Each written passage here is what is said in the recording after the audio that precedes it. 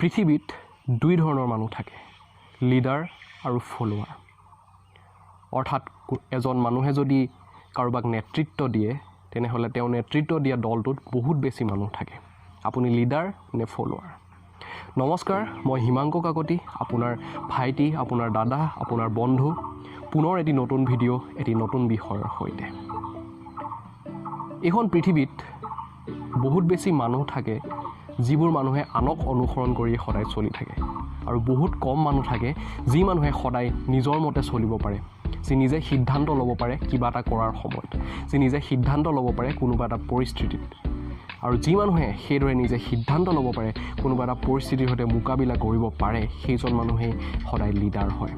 আৰু যিবোৰ মানুহ অন্তৰৰ পৰা ভীৰু, যিজন মানুহে পৰিস্থিতিক মোকাবিলা কৰাৰ সাহস নাই আৰু পৰিস্থিতি অহাৰ লগে লগে তেওঁলোকে ভয়ত বিতত হৈ পৰে, সিদ্ধান্ত লোৱাৰ সলনি তেওঁলোকে পৰিস্থিতিৰ পৰা পলায়ন কৰে, তেনেকুৱা মানুহকেই সাধাৰণতে অনুসৰণকাৰী বা আমি ফলোৱাৰ্ছ বুলি ক'ব পাৰোঁ। কাৰণ তেওঁলোকে সদায় আনক অনুসৰণ কৰি গোটেই জীৱনটো পাৰ কৰি দিয়ে। মোৰ বোধেৰে আপুনি ফলোৱাৰ নহয়, আপুনি অনুসৰণকাৰী নহয়, আপুনি এজন লিডাৰ, আপুনি এজন নেতা যি আনক নেতৃত্ব দিব পাৰে। কিন্তু মন কৰিব, আনক নেতৃত্ব দিয়াটো যিমান সহজ তাতকৈ বহুত বেছি টান কাম, বা আমি এনেকৈও ক'ব পাৰোঁ আনক নেতৃত্ব দিয়াটো যিমান বেছি টান তাতকৈ বহুত বেছি টান কাম হৈছে নিজক নেতৃত্ব দিয়াটো। এইখিনিতে এটি মই উক্তি আপোনালোকৰ আগত ক'ব বিচাৰিম, এটি কোট। কথাষাৰ কৈছিল মহাত্মা গান্ধীয়ে, আৰু কোনোবা এজন, যিহেতু তেওঁ এজন খুব ভাল লিডাৰ, গোটেই বিশ্বৰ বাবে এজন মহান নেতৃত্ব তেওঁ বহনকাৰী, সেইবাবে তেওঁ কৈ থৈ যোৱা এষাৰ কথাই মোক বাৰুকৈ অনুপ্ৰাণিত কৰে। আৰু সেই কথাষাৰ হৈছে যে মই একে সময়তে তিনিটা শক্তিৰ বিৰুদ্ধে যুঁজি থাকিব লগা হৈছে। প্ৰথমতে ইংৰাজসকলৰ বিৰুদ্ধে, দ্বিতীয়তে ভাৰতবাসীৰ বিৰুদ্ধে, তৃতীয় কথাটো কোৱাৰ আগতে মই এই দুটা কথা ভালকৈ আপোনাৰ আগত কৈ দিছোঁ, ব্যক্ত কৰিছোঁ। ইংৰাজৰ বিৰুদ্ধে কিয় যুঁজিব লগা হৈছিল সেই কথা আমি জানো, কাৰণ আমি 200 বছৰ তেওঁলোকৰ তলত থাকিবলগীয়া হৈছিল, তেওঁলোকে আমাৰ ওপৰত শাসন কাৰ্য চলাইছিল। দ্বিতীয় কথা তেওঁ কৈছিল ভাৰতবাসীৰ ওপৰতো তেওঁ যুঁজিব লগা হৈছে, ভাৰতবাসীৰ বিৰুদ্ধে তেওঁ যুঁজিব লগা হৈছে। কিয়? কাৰণ সেইখিনি সময়ত ভাৰতবৰ্ষৰ মানুহ বহুত বেছি নিৰক্ষৰ আছিল, আৰু এজন নেতাই সেই কথা মন কৰিব, শত্ৰুৰ সৈতে যিমান বেছি যুঁজিব লাগে, বহুত বেছি নিজৰ মানুহ, নিজৰ আত্মীয়ৰ সৈতে সদায় যুঁজিব লগা হয়। সেই কথা মহাত্মা গান্ধীৰ হৈছিল, কাৰণ তেওঁ প্ৰত্যেকবাৰে বহুতো মানুহক বুজাবলৈ গৈছিল আৰু বুজাবলৈ গৈ ব্যৰ্থ হৈছিল। তেওঁৰে বিৰোধী কিছুমান মানুহ সৃষ্টি হৈছিল। প্ৰত্যেকজন নেতাৰ ক্ষেত্ৰতে হয়, আৰু সেইসকল মানুহ আন কোনো নহয়, আপোন মানুহ, নিজৰ দেশৰ, নিজৰ মাটিৰ মানুহ। এই কথা নেতাৰ। তৃতীয় শক্তিটো হৈছে মহাত্মা গান্ধী কোৱা যে মই মোৰ নিজৰ বিৰুদ্ধে যুঁজিব লগা হৈছে। আৰু এইখিনিতে আমি সকলোৱে ভুল কৰি দিওঁ, আমি নিজৰ বিৰুদ্ধে নুযুঁজোঁ। আমি গোটেই পৃথিৱীৰ বিৰুদ্ধে যুঁজিব পাৰোঁ, আমি সমাজৰ বিৰুদ্ধে যুঁজিব পাৰোঁ, আমি কোনোবা অচিনা শক্তিৰ বিৰুদ্ধে যুঁজিব পাৰোঁ, কিন্তু আমি নিজৰ বিৰুদ্ধে কেতিয়াও যুঁজিব নোৱাৰোঁ। আমি আনৰ বিৰুদ্ধে মাত মাতিব পাৰোঁ ঠিকেই, কিন্তু আমি নিজৰ বিৰুদ্ধে মাত মাতিবলৈ সাহসেই নকৰোঁ। আনৰ ভুল আমি বহুত সোনকালে আমি কৈ দিব পাৰোঁ যে আপুনি ভুল কৰিছে, আপোনাৰ ভুল হৈছে, আপুনি আপোনাৰ ভুল মানি লওক।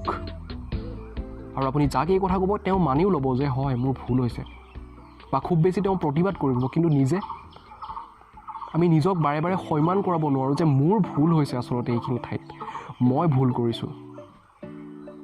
সেইবাবে মই নিজক এতিয়া বাধা দিব লাগিব, নিজৰ বিৰুদ্ধে প্ৰতিবাদ কৰিব লাগিব। সেই কথা মই মানি ল'ব লাগিব যে মই ভুল কৰিছোঁ, কিন্তু আমি মানি নলওঁ। আমি আমাৰ নিজৰ বিৰুদ্ধে থিয় হ'বলৈ আমি বহু সময়ত পাহৰি যাওঁ। কিবা এটা বেয়া কাম কৰিবলৈ আমি গৈছোঁ, আমি বেয়া অভ্যাস এটা গঢ় দিবলৈ লৈছোঁ, সেইখিনি সময়ত আমি আন কাৰোবাক আমি হয়তো ৰখাব পাৰিম, ক'ব পাৰিম যে এইটো কথা বেয়া, তই নকৰিবি। হয়তো আমি সেই মানুহজনক ৰখাবও পাৰিম, কিন্তু নিজক ৰখাব নোৱাৰোঁ। যদি আপুনি নিজক ৰখাব নোৱাৰে তেতিয়াহ'লে আপুনি এজন লিডাৰ নহয়, আপুনি এজন ফলোৱাৰ, আপুনি অনুসৰণকাৰী। কাৰণ প্ৰত্যেকজন লিডাৰ, প্ৰত্যেকজন নেতাই আনক বাধা দিয়াৰ আগতে, আনৰ বিৰুদ্ধে প্ৰতিবাদ কৰাৰ আগতে সদায় নিজৰ বিৰুদ্ধে প্ৰতিবাদ কৰে, যিটো আটাইতকৈ গুৰুত্বপূৰ্ণ কথা। আৰু নিজক যেতিয়ালৈকে আমি দমন কৰিব নোৱাৰোঁ, নিজক যেতিয়ালৈকে নেতৃত্ব দিব নোৱাৰোঁ, নিজক যেতিয়া নিজৰ বিৰুদ্ধে মাত মাতিব নোৱাৰোঁ, তেতিয়ালৈকে আমি আন কাৰো বিৰুদ্ধে মাত মতাৰ অধিকাৰ আমাৰ নাই। যেতিয়ালৈকে নিজক আমি সন্মান কৰাব নোৱাৰোঁ, যেতিয়ালৈকে নিজক বুজাব নোৱাৰোঁ, তেতিয়ালৈকে আন কাকো আমাৰ বুজোৱাৰ অধিকাৰ নাই। প্ৰথম কাম সদায় নিজৰ বাবে নিজক বুজাব লাগিব। আমি যদি নিজক বুজাব নাই পৰা তেতিয়াহ'লে আমি বেলেগক বুজাবগৈ একো লাভ নাই। এই তিনিটা শক্তিৰ কথাই সদায় জীৱনত মনত পেলাব পাৰে আপুনি, যি তিনিটা শক্তিৰ কথা মহাত্মা গান্ধীয়ে কৈছিল। আৰু তাৰ ভিতৰত আটাইতকৈ ডাঙৰ শত্ৰু হৈছে মই নিজে। নিজক সকলো সময়তে বুজোৱাটো বহুত কঠিন। আপোনাৰ কোনোবা বন্ধু এজনে ক'ৰবাত বহি কান্দি আছে, শুই কান্দি আছে, বহি কান্দি আছে, যিয়ে নহওক দুখত পৰিছে, তেওঁক আপুনি বুজাই, তেওঁক আপুনি সান্তনা দি তেওঁক ঠিক কৰি দিব, তেওঁৰ মুখলৈ হাঁহি ঘূৰাই আনিব। কিন্তু যিখিনি সময়ত আপুনি অকলশৰে কান্দি থাকে সেইখিনি সময়ত আপুনি নিজক কিয় বুজাব নোৱাৰে? সেইখিনি সময়ত আপুনি নিজৰ মুখত কিয় হাঁহি বিৰিঙাই তুলিব নোৱাৰে? বা আমি সকলোৱে আমি কিয় নিজৰ মুখত হাঁহি বিৰিঙাই তুলিব নোৱাৰোঁ? আৰু যিদিনাখন আমি নিজে দুখত থকা অৱস্থাত নিজৰ মুখত হাঁহি বিৰিঙাব পাৰিম, সেইদিনাখনে আমি হৈ উঠিম এজন লিডাৰ। কাৰণ যিজন মানুহে প্ৰথমে নিজৰ মুখত হাঁহি বিৰিঙাব পাৰে, নিজৰ দুখৰ সময়তো যিজন মানুহে হাঁহিব পাৰে, সেইজন মানুহেহে দেশৰ জনতাক, আন বহু মানুহক, আপোনালৈ যিসকল মানুহে আপোনালৈ চাই আছে, আপোনালৈ আশাৰ দৃষ্টিৰে চাইছে, সেইসকল মানুহৰ মুখত আপুনি এটি হাঁহি তুলি দিব পাৰিব, আশা জগাই তুলিব পাৰিব, হেঁপাহ জগাই তুলিব পাৰিব জীৱনৰ প্ৰতি। কিন্তু তাৰ আগতে সদায় নিজে হাঁহিবলৈ শিকি ল'ব লাগিব। কিন্তু এটা কথা, জীৱনত কেতিয়াও মিছাকৈ নাহাঁহিব। অন্তৰত এসোপা দুখ লৈ মিছাকৈ কেতিয়াও নাহাঁহিব। সেইবাবে মই কৈছোঁ, এজন লিডাৰ হওক, নিজক প্ৰথমে নেতৃত্ব দিয়ক, তাৰ পাছত বেলেগক। আৰু কি গুণ থাকে এজন নেতাৰ? প্ৰথম কথা, এজন নেতাই সিদ্ধান্ত ল'ব পাৰে। বহুতো মানুহ আপুনি দেখিব যি মানুহে জীৱনত সিদ্ধান্তই ল'ব নোৱাৰে, কনফিউজ।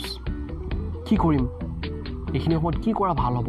বেলেগক সোধে, হোৱাটছএপত মেছেজ কৰি সুধিব, ফোন কৰি সুধিব কাৰোবাৰ বন্ধুক যে বন্ধু মোৰ এনেকুৱা হৈছে, মই এতিয়া কি কৰা উচিত?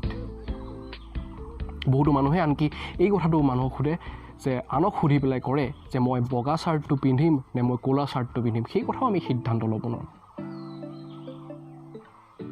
আমি নিজক কেতিয়া ভাল দেখিব, কোনটো শ্বাৰ্ট পিন্ধিলে ভাল দেখিব, সেইটো সিদ্ধান্তই যদি আমি জীৱনত ল'ব নোৱাৰোঁ, তেতিয়াহ'লে ডাঙৰ সিদ্ধান্তবোৰ কেনেকৈ ল'ম?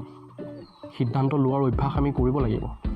আৰু এজন নেতাই সিদ্ধান্ত লওঁতে কেতিয়াও পলম নকৰে, তেওঁ সিদ্ধান্ত লয়। আৰু প্ৰতিটো সিদ্ধান্তই কেইটামান কথা তাত জড়িত হৈ থাকে। প্ৰথম কথা, বিশ্বাস, অভিজ্ঞতা আৰু ৰিস্ক ল'ব লাগিব, সন্মুখীন হ'ব লাগিব। সেইজন মানুহে নেতা। কোনোবা এজন মানুহক হয়তো মই জানো নেতা বুলি কোৱাৰ লগে লগে, লিডাৰ বুলি কোৱাৰ লগে লগে আপোনাৰ সন্মুখত, আমাৰ সকলোৰে সন্মুখত, এইটো স্বাভাৱিক কথা, কিছুমান মুখ আমাৰ মনত ভাহি আহিব, আমাৰ চকুত ভাহি আহিব যে এই হ'ল নেতা। সেইটো কথা মিছা কথা। ঘৰত হাজিৰা কৰা মানুহজনো নেতা হ'ব পাৰে যদি তেওঁৰ সিদ্ধান্ত নিজৰ। ঘৰত কাম কৰা মানুহগৰাকীও নেতা হ'ব পাৰে যদি তেওঁৰ সিদ্ধান্ত নিজৰ। যদি তেওঁ প্ৰতিবাদ কৰিব পাৰিছে নিজৰ বিৰুদ্ধে আৰু মালিকৰ বিৰুদ্ধে, তেওঁ নেতা হ'ব পাৰে। আৰু নেতাৰ আটাইতকৈ ডাঙৰ গুণটো হৈছে যেতিয়া এবাৰ সিদ্ধান্ত লৈ ল'লে, মই এইটো কৰিম মানে মই কৰিম, মই শুদ্ধ মানে মই শুদ্ধ, মই ভুল মানে মই ভুল, লাগিলে গোটেই পৃথিৱী উঠি আহি মোক কৈ দিয়ক যে মই ভুল, কিন্তু তেতিয়াও মই জানিম যে আচলতে মই শুদ্ধ আৰু এদিন হৈ দেখুৱাম। সেইজন হৈছে নেতা, লিডাৰ। গোটেই পৃথিৱীয়ে আপোনাৰ বিৰোধিতা কৰক, তাৰ পাছতো আপুনি নিজৰ পক্ষত থিয় হৈ থাকিব পাৰিব লাগিব। আটাইতকৈ ডাঙৰ কথা, সমগ্ৰ পৰিস্থিতিয়ে, গোটেই জীৱনে আপোনাক খুন্দি শেষ কৰি দিয়ক, আপোনাক খুন্দি পেলাওক, তাৰ পিছতো আপুনি থিয় হৈ ক'ব পাৰিব লাগিব মই জিকিম। সেইজন নেতা। আৰু সেইজন মানুহে আনৰ মুখত হাঁহি তুলি দিব পাৰে, আনৰ মনত হেঁপাহ জগাই তুলিব পাৰে। ভিডিঅ'টি কেনেকুৱা পালে কমেণ্ট কৰি জনাব। মই জানো আপোনাৰ জীৱনত থকা প্ৰত্যেকজন মানুহকে আপুনি ভাল পায়, সেইবাবে আপুনিও এইটো নিশ্চয় বিচাৰিব যে প্ৰত্যেকজন মানুহে নিজৰ জীৱনৰ, অন্ততঃ নিজৰ জীৱনৰ বাবে একোজন লিডাৰ হওক, নিজৰ জীৱনটোক প্ৰত্যেকে নেতৃত্ব দিয়ক, নিজৰ বাবে এজন খুব ভাল লিডাৰ হওক, যাতে জীৱন গঢ়িব পাৰে। সেই কথা আপুনিও বিচাৰিব আপোনাৰ জীৱনত থকা প্ৰত্যেকজন মানুহৰ বাবে। তেওঁৰ প্ৰতি আপোনাৰো দায়িত্ব আছে। সেয়েহে আপোনাৰ বন্ধু, আত্মীয়, আপোনাৰ জীৱনত থকা প্ৰতিজন আপোন মানুহ, পৰিয়াল, সকলোৰে সৈতে এই ভিডিঅ'টি শ্বেয়াৰ কৰক, বাৰ্তাটি তেওঁলোকলৈ প্ৰেৰণ কৰি দিয়ক। লাইক কৰি থ'ব এটা, লগতে ছাবস্ক্ৰাইব কৰি থ'ব। এনেকুৱা ধৰণৰ ভিডিঅ' প্ৰস্তুত কৰি থাকিম। আৰু লগতে এজন লিডাৰ হ'বলৈ সদায় চেষ্টা কৰি থাকক। এইখিনিতে এটা কথা, লিডাৰ হোৱা কোনো ডেষ্টিনেশ্যন নহয়, অৰ্থাৎ আমি লিডাৰ হৈ গ'লোঁ মানে হৈ গ'লোঁ আৰু কেতিয়াও তললৈ নাহিম এনেকুৱা কথা নহয়। এয়া আচলতে এটা প্ৰক্ৰিয়া।